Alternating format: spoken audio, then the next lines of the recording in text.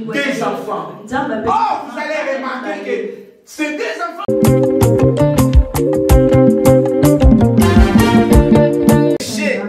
abondent. Mais la grâce de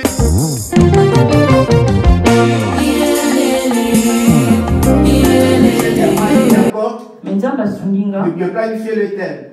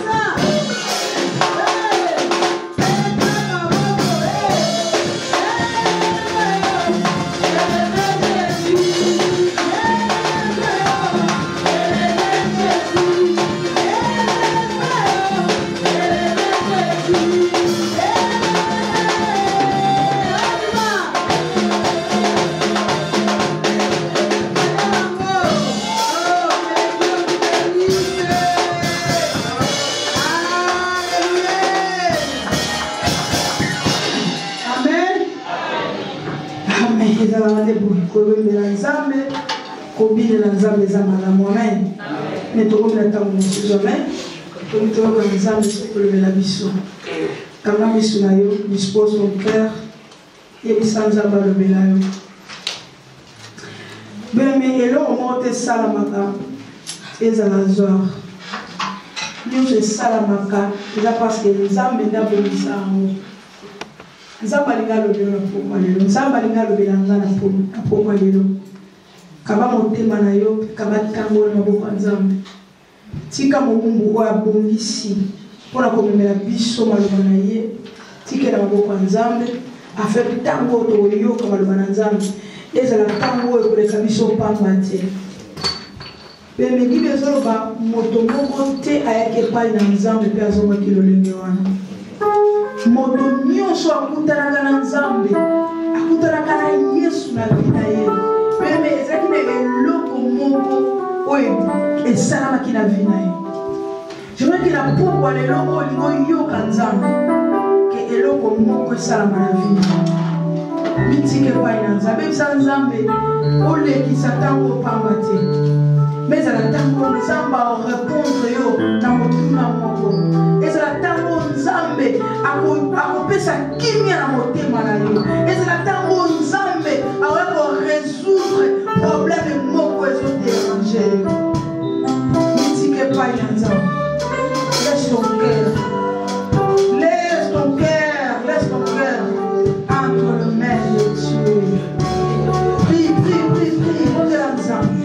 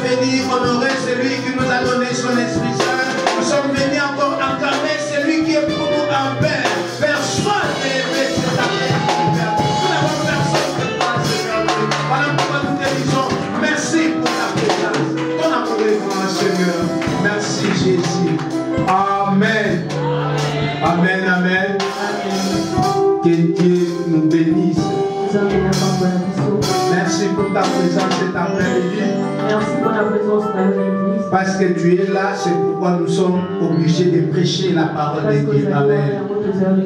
La Bible nous dit que là où 2 ou 3 sont accordés en son nom, lui-même il est au milieu de nous. Alors ici nous sommes plus que 2.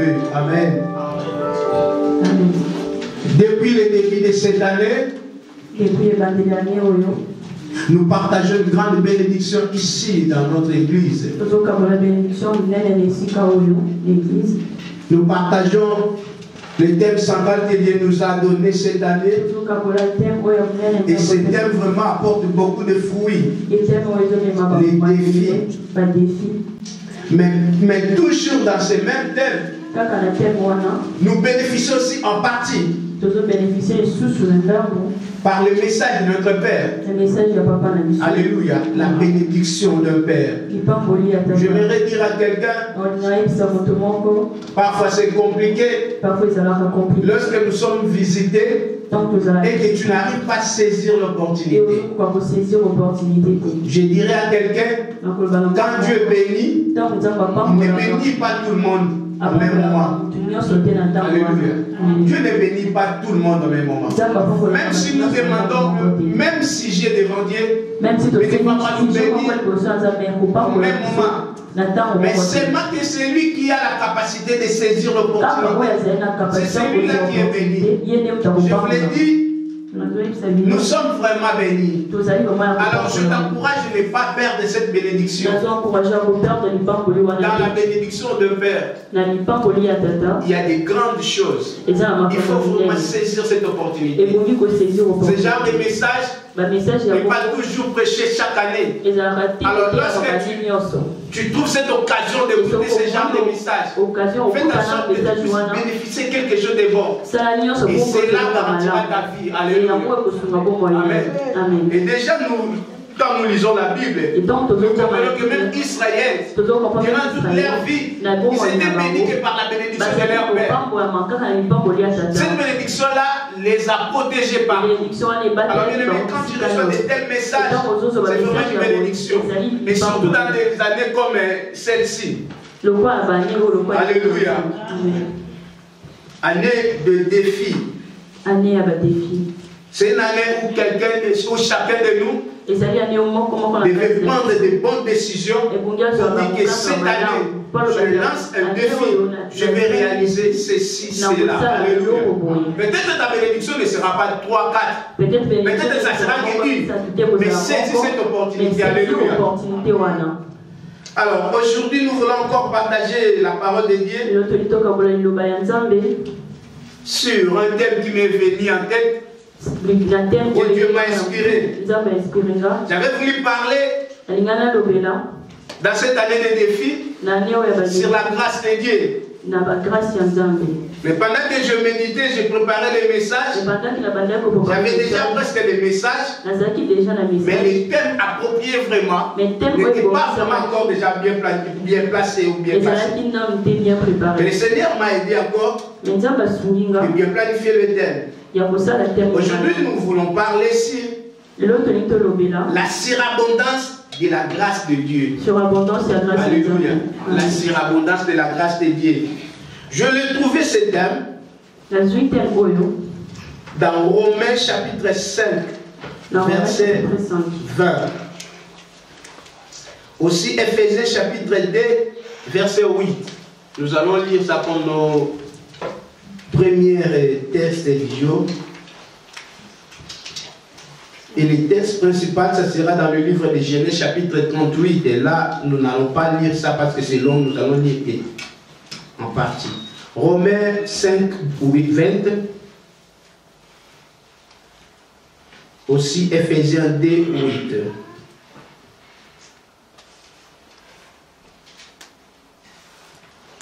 Quelqu'un l'a trouvé? Sinon, ce sont des versets à retenir, surtout pour les étudiants. Romains 5, 20. Or, la loi est intervenue pour que l'offense abondante, mais là où le péché a abondé, la grâce a surabondé. Parole du Seigneur. Amen. Tu as toujours de justifier. Je ne sais pas si tu justifies ça comme si quand tu pêches, tu dis, ah, vous savez, la Bible dit. Alléluia. Éphésiens chapitre 2, verset 8. Éphésiens 2:8. J'ai lu au nom du Seigneur. En effet, vous êtes sauvés grâce à la bonté de Dieu. Amen. Et parce que vous croyez, cela ne vient pas de vous. C'est Dieu qui vous donne le salut. Parole du Seigneur. Amen. Merci, nous pouvons nous asseoir. Alléluia. Alléluia. Amen. Nous venons de lire dans la parole de Dieu, dans le livre de Romains 5, 20, nous dit que là où le péché abonde, mais la grâce de Dieu s'y abonde. Alléluia. Et dans le livre d'Éphésiens, chapitre 2, verset 8, nous présente le rôle de la grâce dans nos vies.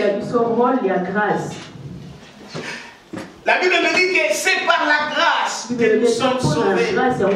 Et par là, je me suis demandé, c'est quoi la grâce? Qu'est-ce que la grâce? Et j'ai vite compris que la grâce, c'est une faveur imméritée accordée à quelqu'un.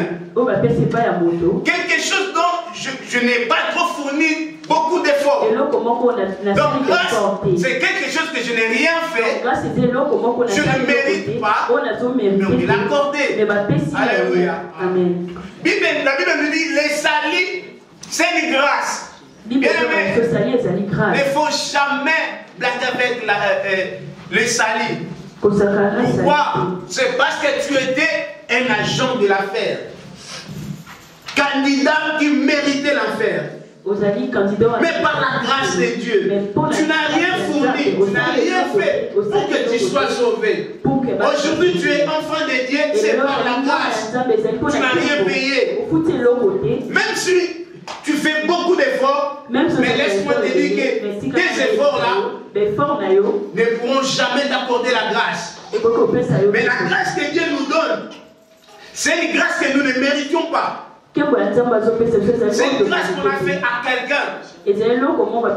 Alléluia. Amen. La grâce peut posséder plusieurs définitions. Et vous allez remarquer que quand on parle de la grâce, dans la justice, lorsqu'on parle d'une grâce, parfois on dit qu'on lui a donné une grâce présidentielle. Ou quelqu'un qu'on a fait une mesure de grâce. C'est-à-dire cette personne méritait une punition, méritait quelque chose de mauvais, il méritait un jugement, mais cet homme qui méritait ce jugement lui a offert une grâce. Et cette personne-là, parfois il quitte l'endroit où il était, peut-être dans une prison, parce qu'on lui a accordé la grâce. Cette personne ne mérite pas cette grâce, mais on lui a donné. Alléluia. Amen. Il y a une vie que personne ne peut dire que je le mérite. C'est le salut. Personne de nous ne mérite le salut. Parce que la Bible nous dit que tous ont péché et sont privés de la gloire de Dieu. Donc parce que nous avons péché, nous sommes privés de la gloire de Dieu. Mais par la grâce de Dieu, nous sommes devenus ses enfants au travers du livre de Jean chapitre 1 verset 12. Qui nous dit, elle est venue chez les siens, mais les siens ne l'ont pas reçu. Mais à ceux qui sont reçus, et à ceux qui croient son nom, elle a donné le pouvoir de devenir enfants de Dieu. C'est-à-dire, nous qui ne méritons pas d'être enfants de Dieu, c'est par la grâce que nous sommes devenus enfants de Dieu. Alléluia. C'est ça la grâce. Ngolu, voilà, Ngolu. Nkembo, c'est la gloire. Ngolu. Alléluia.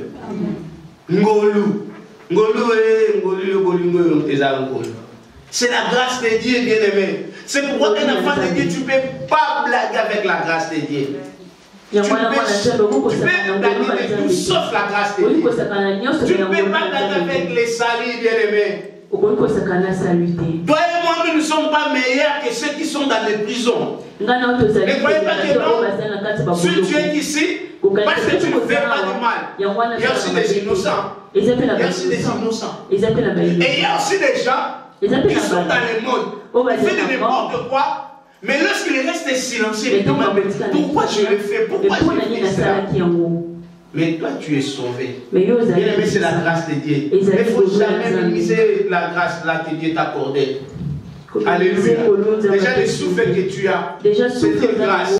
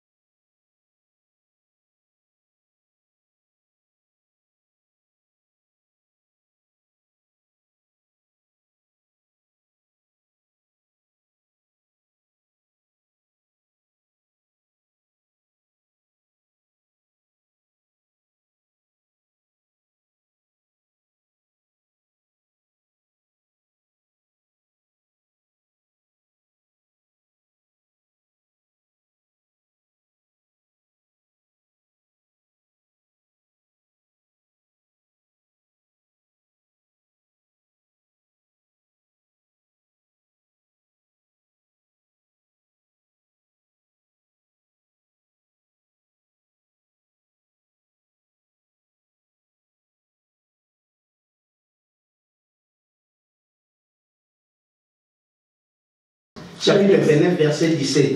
Là, on nous parle d'une histoire d'un homme qui devait épouser sa femme.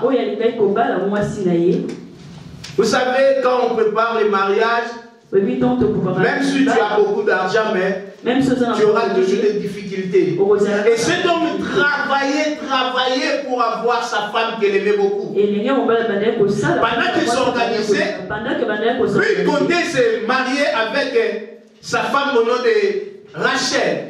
Or, il y avait une femme aussi. Cette femme-là ne méritait rien. Alléluia. Selon les projets de l'homme, c'est-à-dire Jacob, il n'a jamais pensé que celle-ci peut devenir ma femme. Et pendant que je médite cela, je comprends beaucoup de choses. Lui comptait de se marier, de s'engager avec Rachel. Pourquoi? C'est parce que la Bible précise. Vous savez, quand la Bible précise la chose, cela prouve que c'est comme ça. La Bible nous dit que Rachel était belle de figure. Donc dans ce monde, il y a aussi des belles, il y a aussi des laides. Alléluia. Alors la Bible dit que Rachel était belle de figure. Mais pour Léa, la Bible n'a pas beaucoup parlé. La Bible dit qu'il avait juste le yeux délicat. Un peu les yeux tendres, un peu fier, tu vois, mais n'était pas belle. Alors, quand la Bible nous parle de Léa, on se limite par là. Mais j'ai compris que cette femme Léa, qui ne méritait pas le mariage avec Jacob, mais dans la pensée de Dieu. C'est pourquoi je comprends que la surabondance de Dieu est plus que ce que l'homme pense.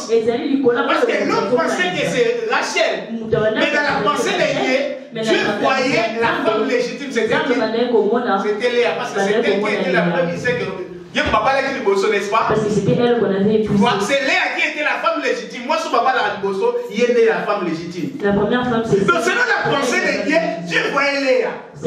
Mais selon l'homme voyait Rachel. Et c'est pourquoi la Bible nous dit ceci. Les pensées des hommes ne sont pas les pensées de Dieu. Et la pensée de Dieu n'est pas les pensées des hommes. Alléluia. L'homme peut se confondre, mais Dieu ne confond jamais. Alléluia.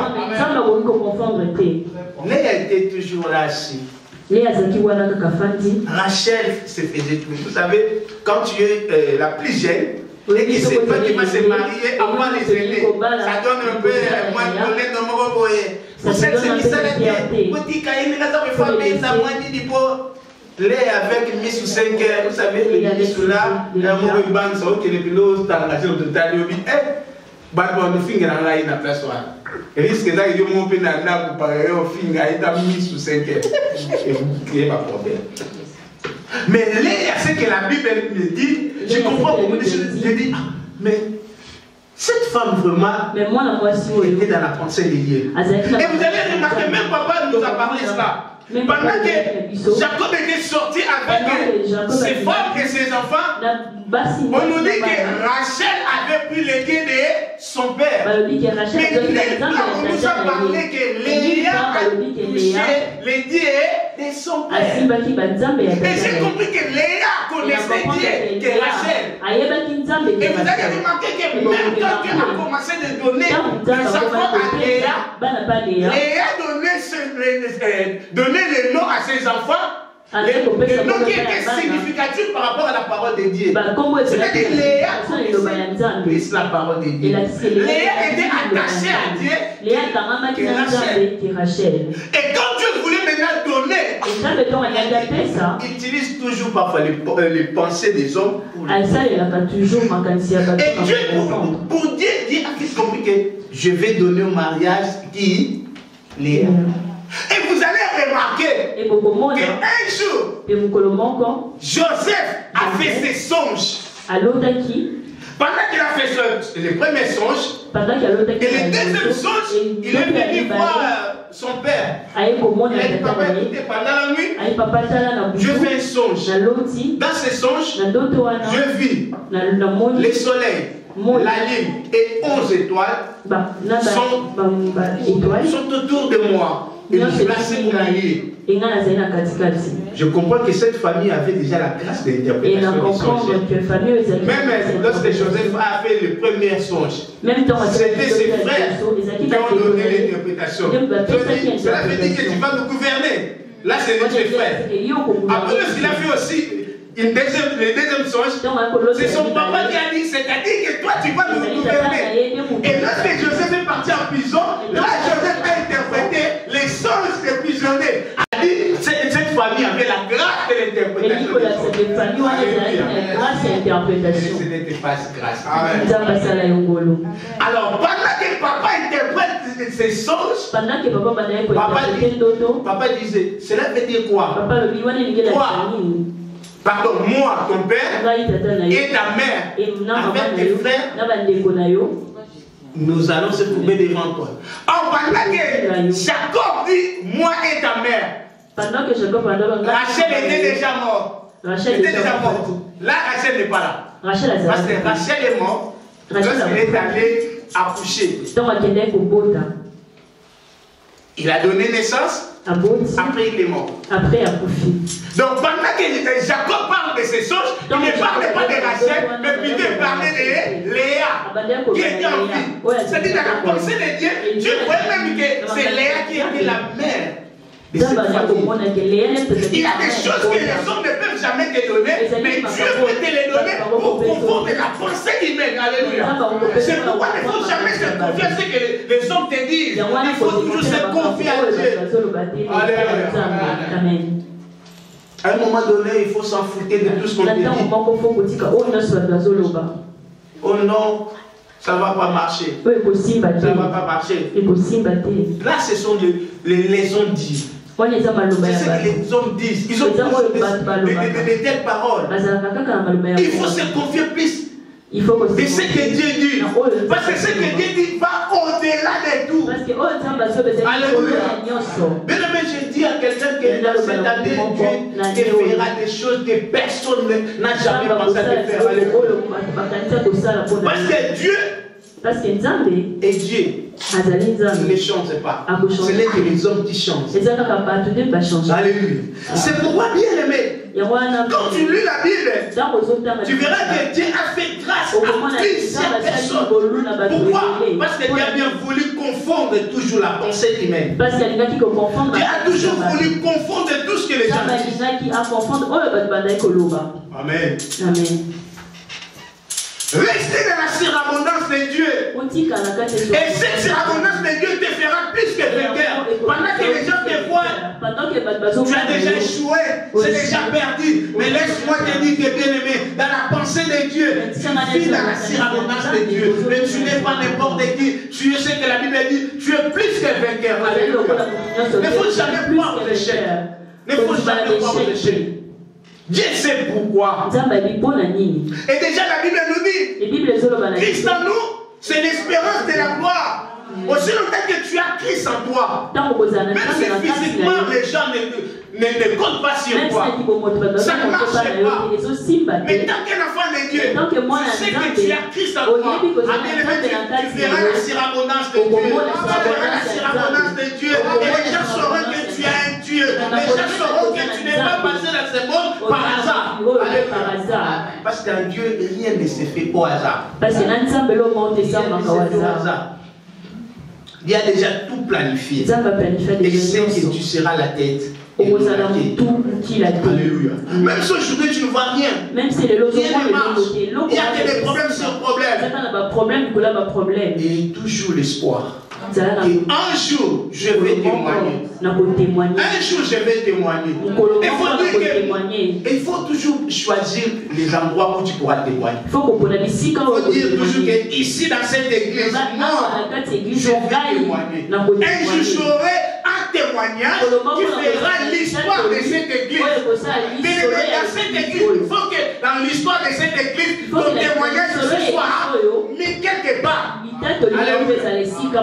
Si on demande par exemple, maman j'ai tout, dans l'histoire de cette église, ou si nous voulons écrire l'histoire de Christ vous appelle Lyon. Vous voyez que l'histoire d'Eliana va manquer dans l'histoire de cette église. Même si Eliana est partie où elle pouvait aller, plus tard, elle s'est mariée après, elle est partie en Allemagne ou partout. Mais son histoire sera toujours gravée dans l'histoire de Christ vous appelle. Ils sont plusieurs ici. Nous sommes plusieurs ici. Et donc, il faut dire que mon histoire sera écrite dans l'histoire de Christ vous appelle. Alléluia. Même si aujourd'hui, cette génération, nous tous nous sommes partis. Mais l'histoire va rester. Alléluia. Et lorsqu'on parlera de l'histoire de Christ vous appelle, on dira que dans cette époque, il y avait quelqu'un qui a dit la main de Dieu. Dieu l'a visité ici dans cette église. Et tu vas dire que moi aussi je serai visité ici. Alléluia. Il y avait encore une autre personne. Peut-être que je ne serai pas trop long. Il y avait une autre personne. Cette histoire est tellement longue. Cette personne aussi avait vécu la surabondance de Dieu. Dans Genèse chapitre 38, verset 1. La Genèse 38, 1. Lectrice, tu vas aller mollo. C'est vraiment long. Nous allons lire cette histoire. Et là, nous allons comprendre qu'il y avait encore quelqu'un ou quelqu'une que le monde a voulu la qualifier comme un malheur ou porte-malheur. Or que ce n'était pas elle. Mais grâce à Dieu, Dieu l'a su. Si on fait des enfants avec cette femme Tamar, ces enfants ne seront pas les miens. En Israël, alors qu'en Israël, un homme ou une personne, on ne parlera pas de toi si tu n'as pas laissé la généalogie. C'est-à-dire, ton cimetière n'aura pas de valeur parce que tu n'as pas la généalogie. Tu n'as pas laissé des enfants. Et c'est qu'on m'a dit que non. Mon grand frère n'a pas laissé des enfants. Or, si on fait des enfants avec Tamar, ce ne sera pas mes enfants. Il n'a pas voulu donner à Tamar les enfants. À chaque fois, il ne voulait pas que Tamar puisse garder sa enfants. Cela a déplu à Dieu. Dieu l'a tué. Maintenant, Shida a ses pensées. Comment ça passait à penser autrement? Cette femme, elle peut avoir une malédiction. Elle a un mari de nuit. Mais comment je lui donne mes enfants? Mais chaque fois que je lui donne mes enfants, et à la fin, mes enfants sont morts. Elle ne peut pas manquer le mari de nuit. Mais il y a plusieurs personnes dans la vie. Les gens t'ont qualifié comme si tu es porte-malheur de la famille. Comme si c'est toi qui fais que toutes choses arrivent dans la famille. Parce que tu es innocent. Les gens parlent les mal de toi. Donc tu ne connais absolument rien. Alléluia. Il y a même ceux-là qu'on les a attrapés comme des sorciers, des sorcières. Mais c'était des innocents. On vous a tendu un piège. Mais tu es innocent. Alléluia. Et pareil que Tamar. Je t'ai dit, cette femme a la malédiction. Je ne peux pas encore l'accorder. Mon fils est cadet. La généalogie qui devait rester puisse partir. Or, Judas savait que il avait la promesse que Dieu avait mise dans la bouche de son père Jacob. Avant la mort de Jacob, Jacob avait béni Judas. Jacob avait dit adoration. Jacob avait dit ceci, Judas. Le sceptre du royaume ne s'éloignera pas de toi jusqu'à ce que les Shiloh ou les Messies viennent. Alors Judas remarque que ces deux enfants sont partis. Bientôt moi aussi je vais mourir. Et si je meurs, tous mes enfants s'ils meurent, c'est fini mon histoire. Alors la promesse de Dieu ne sera pas accomplie. Judas dit non, je ne peux plus te donner. C'est lui qui est resté au nom de Sheila. Et Judas a joué les malins. Alléluia. Et Judas dit non, rentre d'abord chez vous. Restez d'abord avec tes parents. Et après, quand Sheila va grandir, je te ramènerai Sheila. Et Tamar aussi est rentrée. Or, dans la pensée de Judas, n'était pas que pour donner Sheila à Tamar. Continuez l'histoire. Continuez. Nous continuons vraiment cette histoire, une belle histoire. Longtemps après, la fille d'Eshua, femme de Judas, meurt. Quand le temps du deuil est fini, Judas va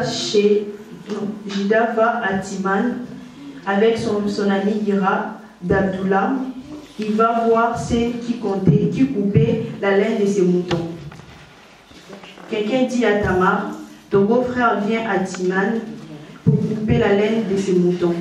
Alors Tamar enlève ses habits de veuve, elle se couvre le visage d'un voile pour qu'on ne la reconnaisse pas. Amen. Restez un peu là, merci. Alors, il arriva un jour, quand Judas n'a pas voulu donner son fils cadet à Tamar, cela est arrivé que Judas aussi avait perdu sa femme. Judas aussi est devenu veuve. Alléluia. Alors, pendant tous ces ans, Judas vivait seul avec son enfant. Ses deux enfants sont partis. Sa femme aussi est partie. Alors, Judas a voulu un jour aller dans ce brebis. C'est-à-dire que le colon la maman va pouvoir léguer les alakaka. Or, Tamar avait remarqué quelque chose. Tamar avait remarqué que Sheila était déjà devenu grand. Il avait déjà atteint l'âge de la maturité. Mais Judas ne voulait pas donner à Tamar son fils. Tamar a dit, il y a quelque chose de mauvais qui se passe. On voulait me donner une mauvaise image que je n'en ai pas. Cet homme ne veut pas me donner son enfant. Maintenant, je vais changer de stratégie. Alors cette femme Et moi, si qui était resté longtemps avec les habits de madame, les habits de deuil. On lui a donné un pile de deuil. Que tu vas rester comme ça.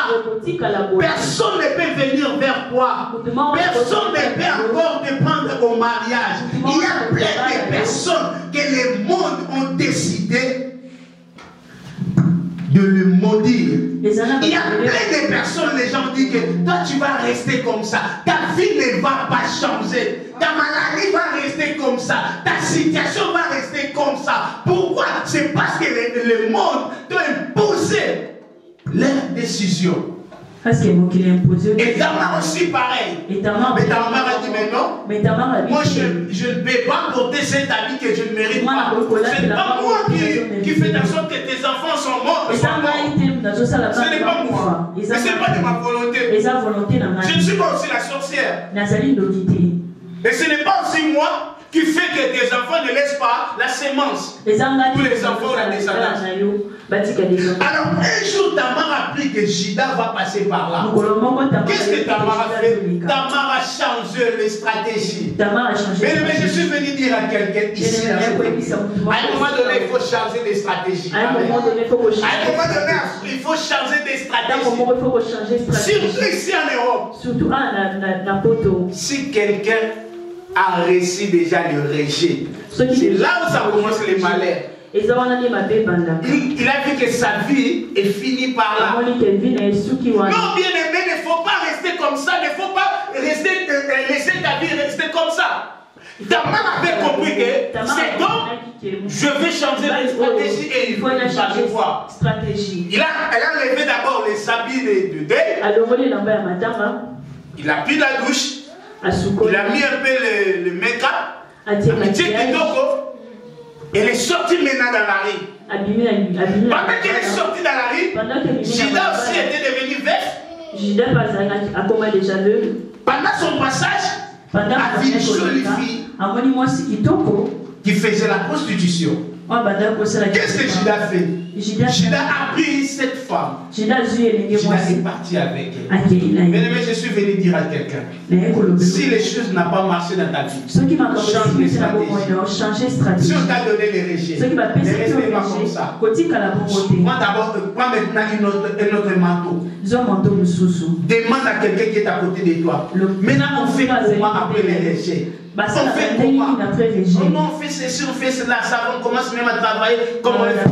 Va travailler, bien aimé. Ne portez pas cette malédiction-là que moi dans ma vie ça ne marchera pas. Tu commences maintenant à avoir toujours l'image de quelqu'un que le monde n'a pas voulu donner du pain. Non. Moi je dis toujours ce que c'est vite. Moi je dis toujours ça ne marche pas.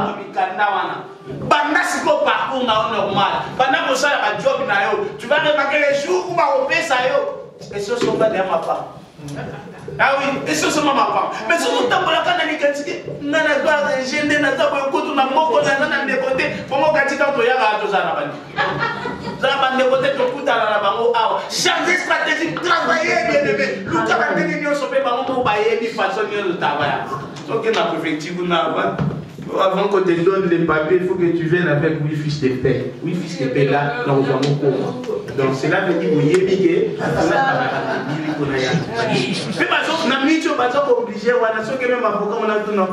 tu ne travailles pas même dans les noirs. Si tu viens seulement avec 8 fiches de paix, c'est fini. Maintenant, comment on travaille? Mais même bon, ça n'a pas pensé. On a dit moi, on a dit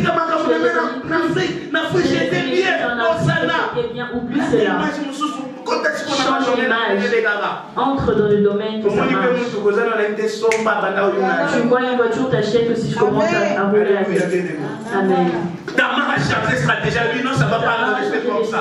Tu dois plus porter ses malheurs. Tamar est parti. Tamar a accueilli. Fanny Sukol, moi, si mon son d'allié, peut-être mais non. Pour ne pas continuer à lire, et vous allez remarquer que Judas, lorsqu'il a vu Tamar, vous remarquez qu'étant Judas a dit, je vais sortir avec cette femme. Et Judas ne savait pas que c'était Tamar. C'était sa belle-fille. C'était celle-là qui a dit, allez d'abord rester chez vous jusqu'à ce que mon fils va grandir. Tamara dit bon, ça va. Tamara dit ok, ça va. Et quand Tamar est sorti avec Jida, Tamar a posé d'abord la condition. Qu'est-ce que tu vas me donner? Jida dit non, je vais te donner le chèvre. Quand je vais rentrer, je vais te donner le chèvre. Tamar a dit, qu'est-ce qui prouve que tu vas me donner le chèvre? Donne-moi d'abord un signe. Jida dit, ah ben voilà, je te donne d'abord un. Il a donné son bâton, il a donné tout ce qu'elle avait. Tamar dit ça va. Après, Jida est parti avec Tamar. À la fin, Jida a continué sa mission. Tamar aussi est rentré. Tamar a dit ça va. Après, Jida a envoyé son ami pour aller donner à Tamar. Après, Jida camarade n'avait pas de paix à Tamar. Le chèvre qu'il avait promis. Et à la fin, Tamar puisse lui donner ce que Jida avait donné à Tamar. Lorsque l'ami de Jida est venu, il n'a pas trouvé Tamar. Tamar est parti et est allé se cacher. Après, cet homme est venu dire à Jida, je n'avais pas trouvé cette femme-là. Jida dit, à moins que